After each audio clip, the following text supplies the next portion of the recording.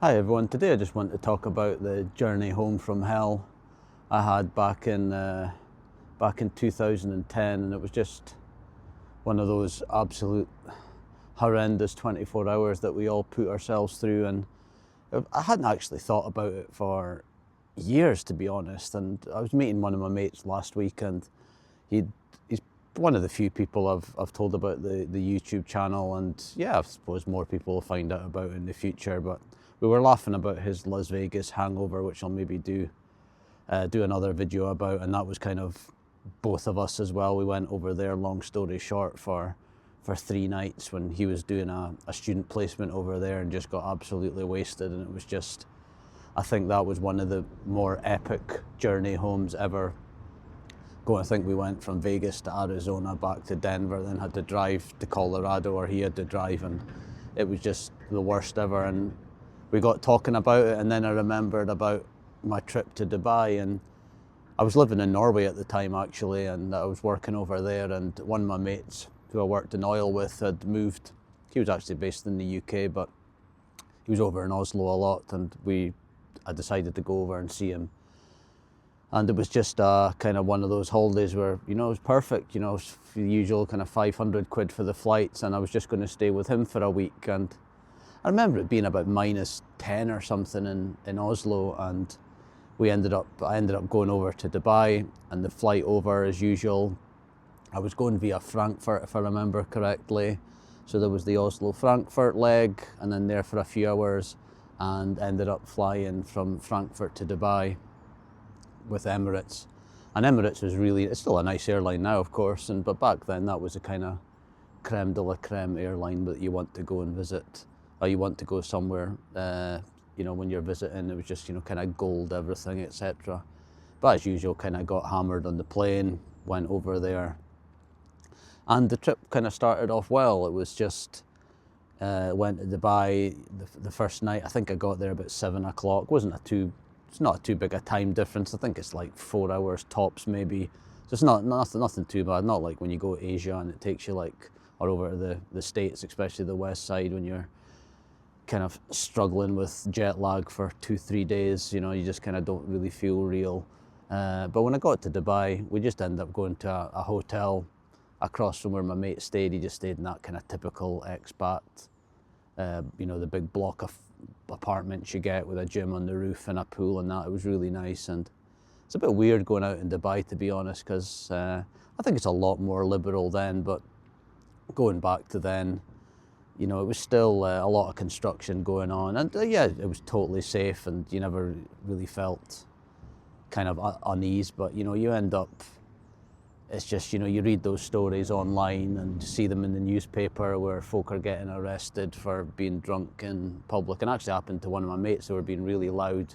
I wasn't there, but they were being really loud in one of the metro stations, or not the metro, they've got like a monorail thing over there, and they got actually told to go home, which is mad when you're in your 20s, that you're being too loud and you're clearly been drinking, you better go home.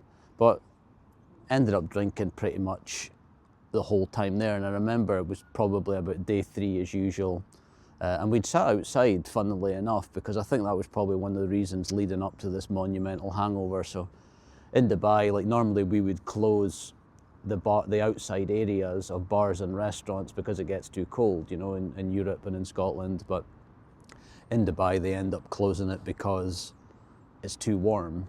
So I flew over, I think it would have been mid-September, and funnily enough, as soon as I got there, it must have been about the Thursday, Friday, that was the first weekend they were actually opening up the outside bars. So we went outside to drink pretty much all the time, and by day 3, even though they've got big heaters there, they're spraying they've got they're basically like mini turbines, and it'll spray water vapor over you, but you're still sitting out in the sun, and it's kind of testing. You can't do a whole day there, but we'd sit outside for a few hours just in these nice bars and pretty much just get hammered. And a lot of them actually, you had to buy a bottle of spirit to get a seat. So, and I was living in Oslo at the time, it's a lot more expensive, you get paid higher. My mate was in Dubai, tax-free money, so we would just normally go to these bars and just buy a bottle of vodka, you get all the mixers, and you're allowed to get kind of sit in a prime seat. And because I'm on holiday, he's off as well, and we're earning decent money at the time, being in the oil industry. It was just like, you know, why not? But I remember day 3 getting up, and it was just, I think it's as well, you're in a different country, maybe especially Dubai. You've got the fear, the anxiety that, you know, we all know about kicking in as well. And that's just, yeah, not very great, you know, on day 3 especially. And just like all the other times, it was only a hair of the dog that can get rid of it. And, you know, I think we done all the tourist stuff, Burj Khalifa and Burj Al Arab, etc. And it was great, you know, it was great seeing my mate. But, you know, from day 3 to day 7, you're just punishing yourself. You know, I don't even know why we do it. It was just completely punishing myself to get to drink for the sake of drinking, just because you're off, and, you know, that's pretty much what you do. And I remember the day home, I had a late afternoon flight, and I can't even remember where I was going home via, and I felt horrendous. I think it was just a mix of, you know, that feeling the last day of your holiday and you need to fly back, like just my stomach turned upside down. I was just nervous about the flights, you know, being on time. I'd stupidly not even reserved a seat. I had no idea why. So I was like, where will I be sitting? I bet you I'm in the middle. This is going to be the worst trip ever. And I remember getting there, and as always, my flight was delayed. And by this time, I was pretty much felt like spewing every 2 seconds, and I was just kind of holding it in. And if you've been to Dubai airport, and it's probably a lot bigger now from when I was there, it's just massive, like a proper small city, like pretty incredibly big. And I remember getting there, and I checked in my bags. They said, yeah, the flight's delayed, but you can check them in, etc. And I thought, brilliant. And I remember just thinking, I need to get to like an area where I feel safe, like genuinely feel safe, like just a mix of everything, you know, like there's security there, and there's all these what ifs, and, you know, like, so you're thinking of horror stories, stuff that you would never be thinking normally if you were kind of not been drinking, you know. But, you know, that's the way it is. And I remember thinking, I really, really need to spew.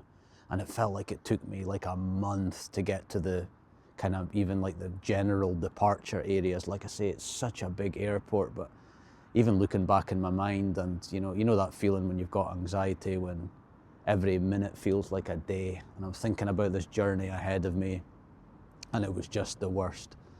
And then so I end up getting to the main departures bit, I think it was. You know, I don't think I'd went through any gates really, and I remember going to the toilet thinking, I really need to spew here, I really need to spew. And they've probably not got it there, but I remember the general kind of toilets there, they just had like this shows how long ago it was. You know, maybe it was earlier than 2000, yeah, could have been. And they just had kind of like holes in the ground, and I thought, there's no way I can spew in one of them. No way. I can't even remember if there was cubicles there. And I thought, that is just the worst ever. So I remember having to kind of hold it in, just, you know, thinking this is just the worst ever. And luckily for me, I had a diner's card at the time through my work, and there was a diner's card lounge. So I ended up paying like 40 quid, which is a lot of money, just so I could go in and use their toilet. And I just remember spewing and just thinking, why do I do this to myself? And then ended up getting on the plane, and I had seat like 47G or something like that. And I remember just thinking, I can't do this, like sitting in the, you know, it's a 3-4-3 configuration.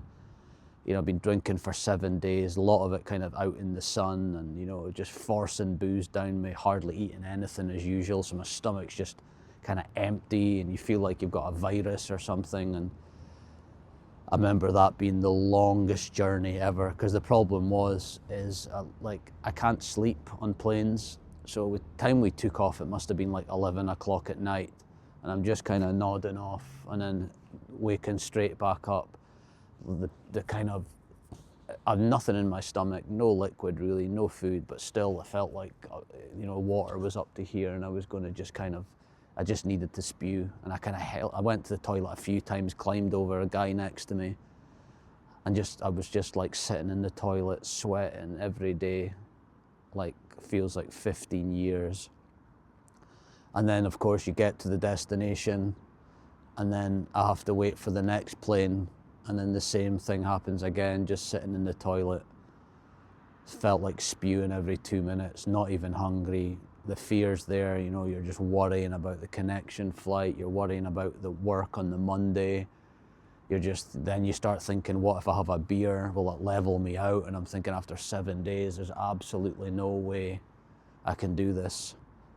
And then, you know, end up getting home probably like 20 hours, 24 hours after. And it's just, you just wonder to yourself, like, why would you do that? And even looking back, it was great seeing my mate, but like, was that even really a proper holiday? You know, a holiday where you literally need a week off after your week off.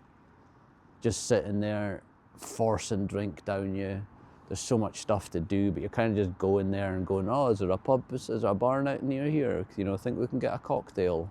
Because by, you know what it's like by day 3 and 4, you can't drink a beer, you're fed up of them.